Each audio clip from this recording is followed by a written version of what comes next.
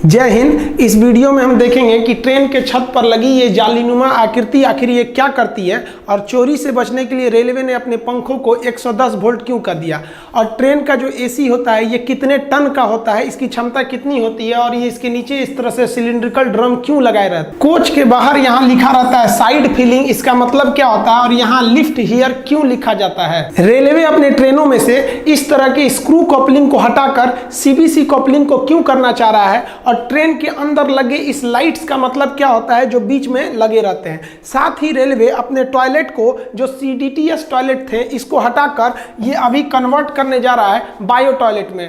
Railway अपने आधुनिक ट्रेनों से इस साइड बूफर को क्यों हटा दिया, और ये क्या करते थे साइड बूफर, अब नए ट्रेनों में ये साइड बूफर को क्यों नहीं लगाया जा रहा है। आप देखे होंगे किसी ट्रेन के साइड में यहाँ पीले रंग की पट्टी बनाई गई है, जबकि आप इस ट्रेन में देखेंगे तो यहाँ कोई भी पट्टी नहीं बनाई गई है। किसी ट्रेन के आप बोगी पे देखेंगे तो ऐसे लाइनिंग ये क्यों खींची गई रहती है, इसका मतलब क्या होता है। ट्रेन में सफर के दौरान आप ट्रेन के छत पर इस तरह एक जालीनुमा आकृति देखे होंगे, इसे रूफ वेंटिलेटर कहते हैं। आपको पता है कि गर्म हवा हमेशा ऊपर की ओर जाती है। जब ट्रेन में भीड़ ज्यादा हो जाती है तो उसमें गर्म हवा बनने लगती है, और ये गर्म हवा ट्रेन के ऊपर जाती है, जिस वजह से इसको निकालना जरूरी है, नहीं तो ट्रेन डिसबैलेंस होकर दुर्घटनाग्रस्त हो सकता है।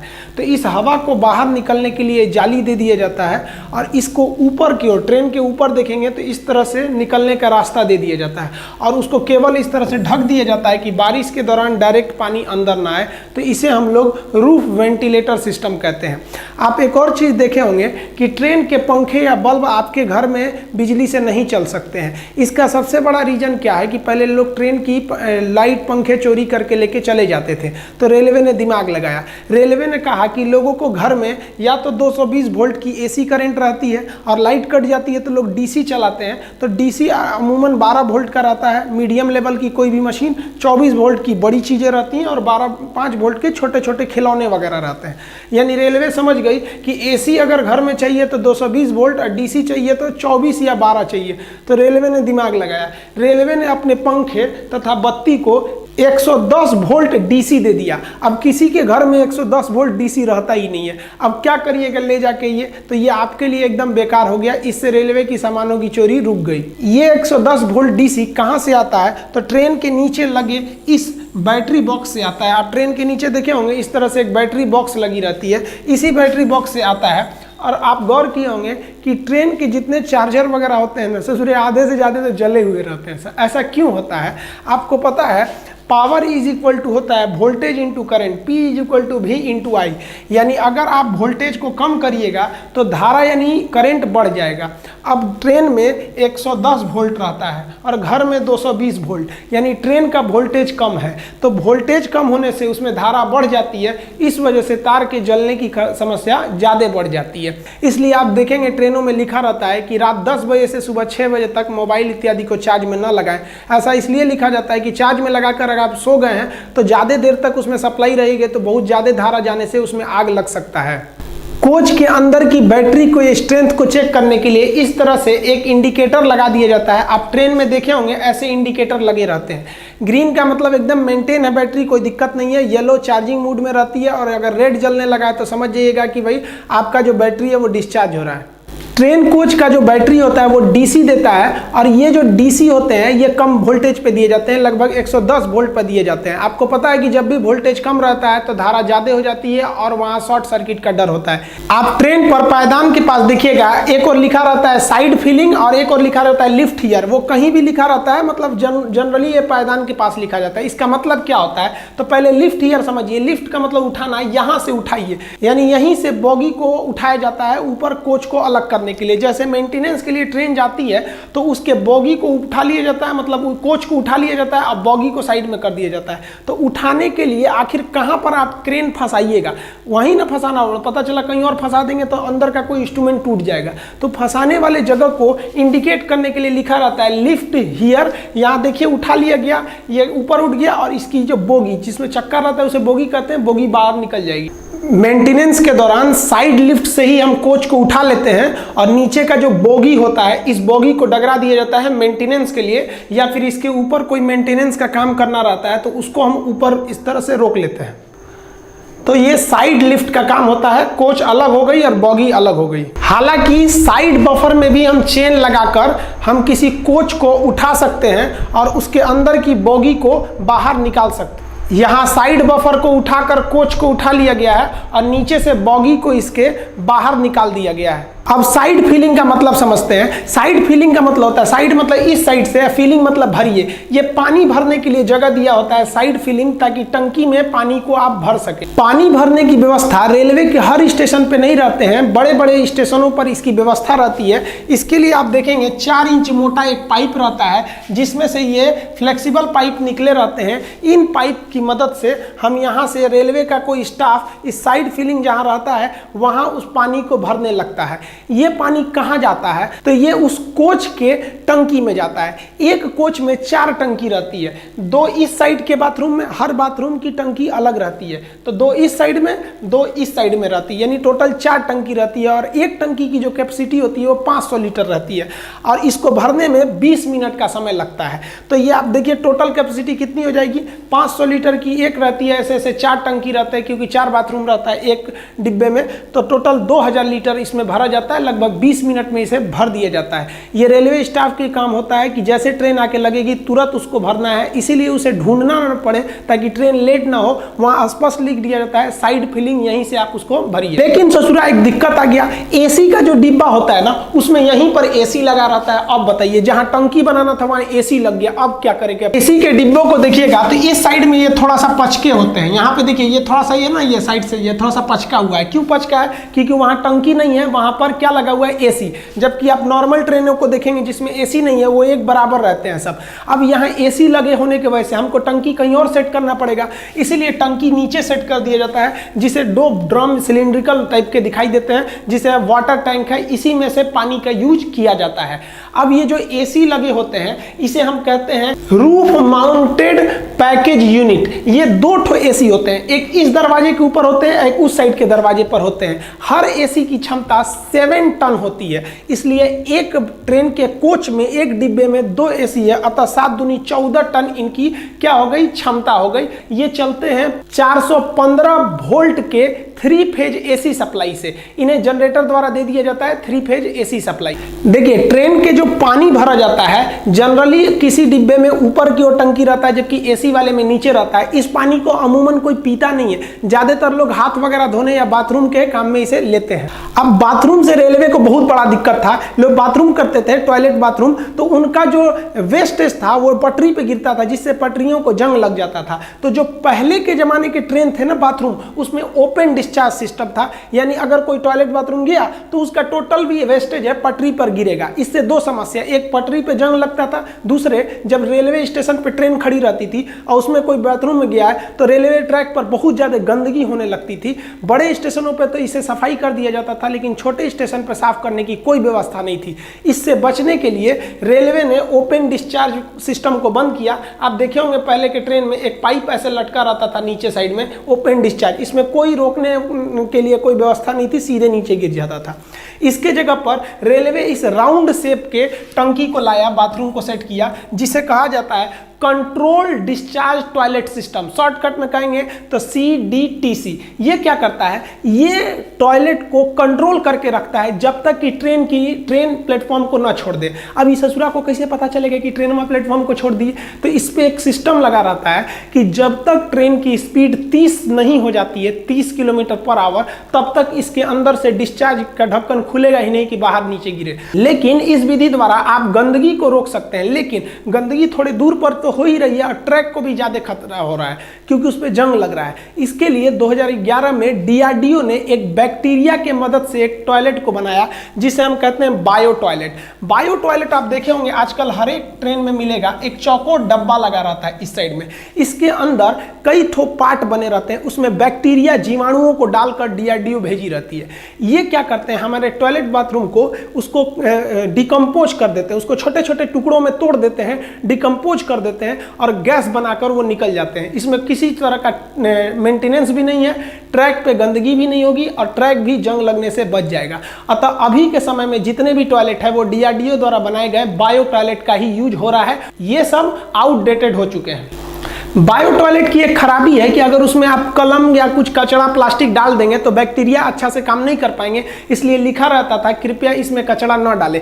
लेकिन हिंदुस्तान के लोग को इतना समझ है, ससुरा पानी तो डालते ही नहीं है, सब कचरा कैसे हटा देगा, सब जाएगा सब तो उसमें किसी किसी का नाम लिख देता है सब बाथरूमों में। तो इसलिए रेलवे ना इसमें कचरा ना जाए उसके लिए इसके फ्लश पे एक तो जाली लगा देती। देखिए आप किसी भी टॉयलेट के सीट को देख के नहीं बता सकते हैं कि वो बायो टॉयलेट है या फिर ओपन डिस्चार्ज है या फिर वो CDTS है। ये तो एक सीट है बैठने के लिए, इसे वेस्टर्न कल्चर का कहते हैं, ये इंडियन कल्चर कहते हैं। अगर आपको पता करना है कि टॉयलेट कौन सा है फिर तो आपको कोच से बाहर आना पड़ेगा और नीचे का देखना पड़ेगा कि कौन से प्रकार का टॉयलेट है। हालांकि आजकल जितने भी देखने को मिलेंगे वो सब के सब बायो टॉयलेट ही लगाए जा रहे हैं। नीले रंग वाली ICF कोच में बिजली बनाने के लिए उसके अंदर अल्टरनेटर लगाया जाता था जिससे उसकी स्पीड कम हो जाती थी, इसलिए नए जमाने के LHB कोच में अल्टरनेटर हटाकर एक जनरेटर कार दे दिया जाता है जिसे एक्स्ट्रा में जोड़ दिया जाता है। ये जनरेटर कार जो होता है 750 वोल्ट की बिजली बनाता है जो 3 फेज का AC करंट होता है, जबकि ट्रेन में सबसे ज्यादा बिजली की खपत AC में होती है और AC भी जो होता है वो 415 वोल्ट ही लेता है। तो आप कहेंगे कि ये 750 वोल्ट क्यों बनाया, तो देखिए जब करंट को आप दूर सप्लाई देते हैं तो कुछ वोल्टेज लॉस होता है, इसलिए ये 750 वोल्टेज बनाता है कि ताकि AC कोच तक पहुंचते पहुंचते वो 415 वोल्ट मिल जाए। लंबी दूरी के ट्रेन में एक पेंट्री कार होता है जिसमें खाना बनाया जाता है, उसमें इस तरह से खाना बना दिया जाता है और आपको सर्व कर दिया जाता है खाना। लेकिन बहुत से ऐसी ट्रेन है जिसमें पेंट्री कार नहीं होता है तो उसे ऑन बोर्ड कैटरिंग यानी बड़े स्टेशनों से खाना डायरेक्ट रेडीमेड बनाकर और उसमें सर्व किया जाता है। ट्रेन के किसी किसी डब्बे पर आप टॉयलेट के पास इस तरह से लाइनिंग देखते होंगे, ये जनरल बॉगी को दर्शाता है कि ये बॉगी जनरल है, इसमें कोई भी घुस सकता है, रिजर्वेशन की जरूरत नहीं है। जनरल बॉगी की एक और पहचान होती है कि इसमें 3 दरवाजे लगाए जाते हैं। 3 दरवाजे इसलिए लगाए जाते हैं क्योंकि इसमें भयानक कोच के पूरा भीड़ होता है, एकदम भयानक, एकदम देखिए ना, अतः यह भीड़ जल्दी से निकल जाए और जल्दी से एंट्री कर जाए इसलिए इसमें 3 दरवाजे दिए जाते हैं। स्लीपर में केवल 2 दरवाजे दिए जाते हैं एक साइड में। एक चीज आप गौर किए होंगे कि जनरल बॉगी या तो शुरू में लगाता है या तो लास्ट में लगाता है, यानी अमूमन दोनों साइड में लगाता है, बीच में जनरल नहीं रहते हैं, बीच में स्लीपर बॉगी को लगाया जाता है और AC को। देखिए स्लीपर बॉगी में अगर हम 3 दरवाजे देंगे तो उसमें सीट की संख्या घट जाएगी, इसलिए उसमें 2 ही दरवाजे दिए जाते हैं और स्लीपर में भीड़ भी कम रहता है। दूसरा स्लीपर का अगर आप लॉन देखिएगा तो एक से दूसरा जुड़ा रहता है। आप यहां देखिए एक लंबी गैलरी दिखेगी, आप गैलरी देखिए, आप इधर इसको क्या लिए ध्यान से देख रहे हैं आप लोग, इधर मत देखिए, ये लंबी गैलरी देखिए। तो ये पूरा बॉगी एक से दूसरे से जुड़ा रहता है, पूरा डिब्बा एक से दूसरे में। आप देखिए इसको जोड़ने के लिए यहाँ कनेक्ट करने के लिए एक दरवाजे दिए रहते हैं। आप ये काले रंग का पाइप देखे होंगे, इस तरह से किसी किसी ट्रेन में रहता है। तो ये इस बॉगी से आप उस बॉगी में जा सकते हैं। यहाँ नीचे एक पैरदान बना दिया जाता है ताकि आप वहां से जा सकते हैं। आप देखेंगे स्लीपर का पूरा डिब्बा आपस में कनेक्ट रहता है और आप इस बीच के कनेक्टर के द्वारा इस डिब्बे से इस डिब्बे में आप आराम से आ सकते हैं, जबकि जनरल डिब्बा आपस में नहीं कनेक्ट रहता है। इसीलिए जनरल डिब्बे को शुरू में दे देते हैं और लास्ट में दे देते हैं और बीच में इसे नहीं देते हैं क्योंकि बीच में देने के बाद कनेक्शन कट जाएगा।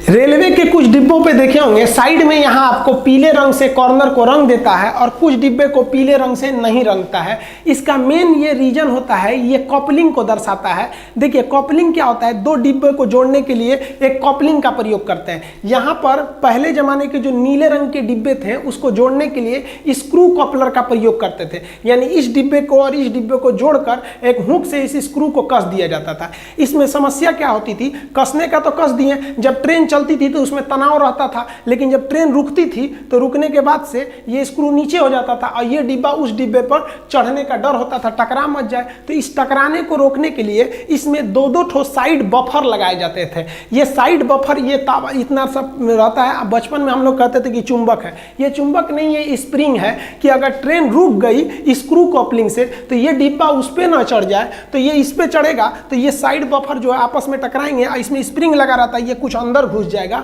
और फिर ये उसको ढकेल देगा। इस तरह से ये एक दुर्घटना को रोक सकती थी, लेकिन इसमें झटके ज्यादा लगते हैं। दूसरा एक और डीमेरिट है कि इसमें आपको लोहे की बर्बादी है। 2-2 तो साइड बफर जोड़ रहे हैं इतना हैवी, फिर इस डिब्बे को जोड़ने के लिए स्क्रू कॉपलिंग का प्रयोग कर रहे हैं। तो इतना क्यों किया जाए, तो रेलवे ने दिमाग लगाया, उसने ये बिना पीला पट्टी वाले की जगह पे एक पीला पट्टी वाला लाया और उसको उसने बदल दिया सेंटर बफर कॉपलर में। नए जमाने के जितने भी LHB कोचेज है, इसमें आप कहीं पे भी देखिए यहाँ साइड बफर नहीं मिलेगा आपको, बल्कि इसका जो कपलिंग होता है LHB का वो होता है सेंटर बफर कपलिंग, यानी इसके बीच में ही जो बफर यानी स्प्रिंग लगाना होता है उसी के मुंह पर एक क्या कर देते हैं कपलिंग भी जोड़ देते हैं, यानी वही डिब्बे को जोड़े रहता है और वही स्प्रिंग का भी काम करता है। आप देखिए इसी को हम लोग कहते हैं सेंटर बफर। देखिए ये शुरुआत का हिस्सा किसका काम कर दिया, ये बफर का काम कर दिया यहाँ पर, यानी स्प्रिंग सॉकर का काम कर दिया, झटका नहीं देगा। और बीच में ये वाला मोटा सा हिस्सा ये किसका काम कर दिया, कपलिंग का।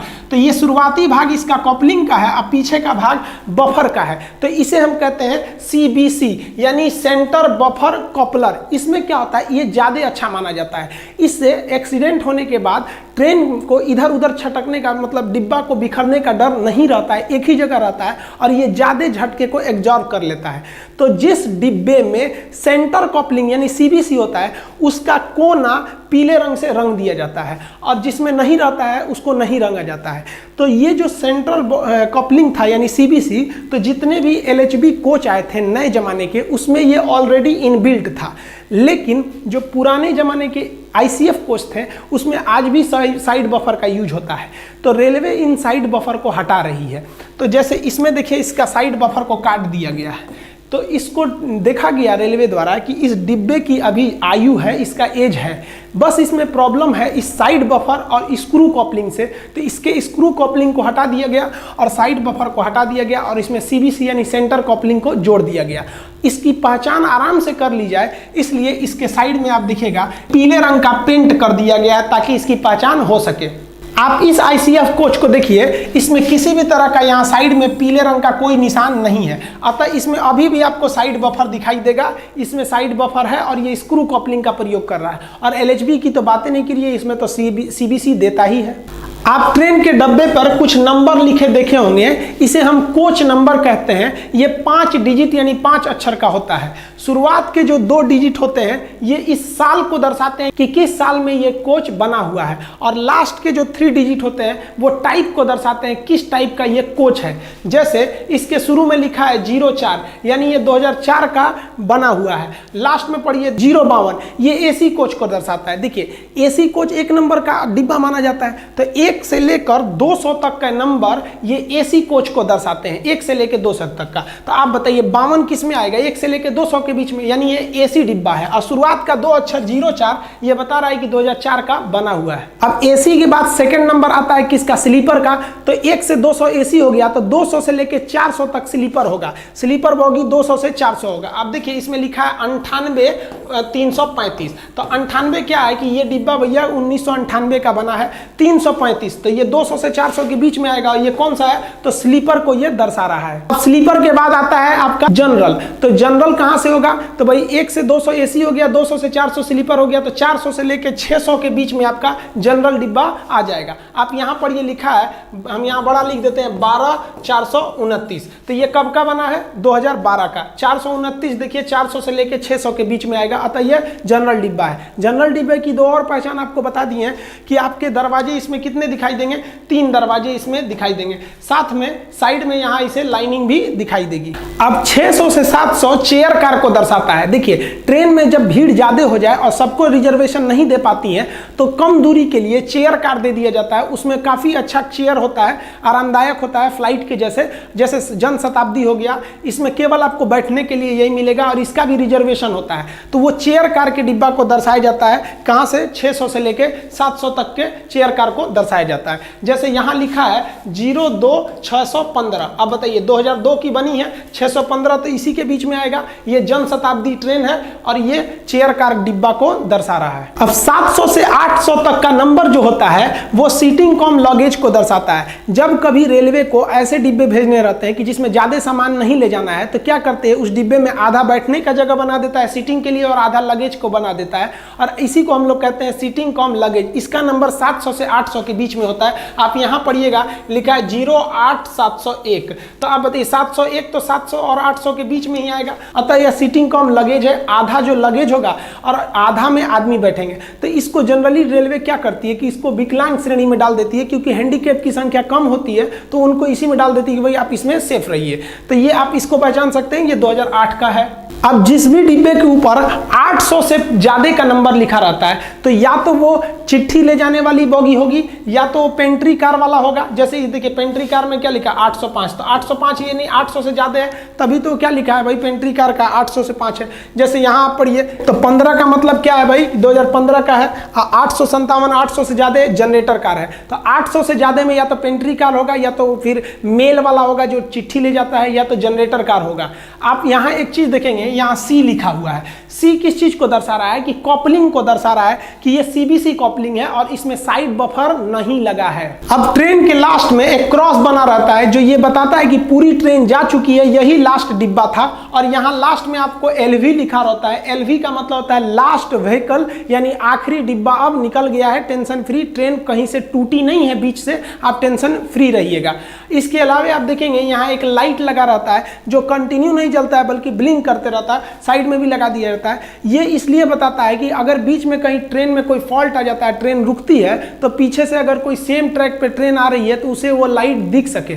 अब ये लाइट को एनर्जी कहाँ से मिलती है तो बैटरी से मिलती है। आप ट्रेन में सफर करते समय इस तरह से सीफा या डब्ल्यू या WL साइन देखे होंगे, या संटिंग साइन, सिग्नल साइन, इस सब का मतलब क्या होता है। और आप एक चीज और देखे होंगे कि कभी कभी सिग्नल ग्रीन रहता है फिर भी जो ट्रेन में बड़ी धीरे धीरे ले जाता है, ये कॉशन इंडिकेटर क्या होते हैं सब। तो ये सब साइन का मतलब क्या होता है, इस सब में भी अंतर हम किसी और वीडियो में समझा देंगे। मिलते हैं हम लोग अगले वीडियो में, तब तक के लिए जय हिंद।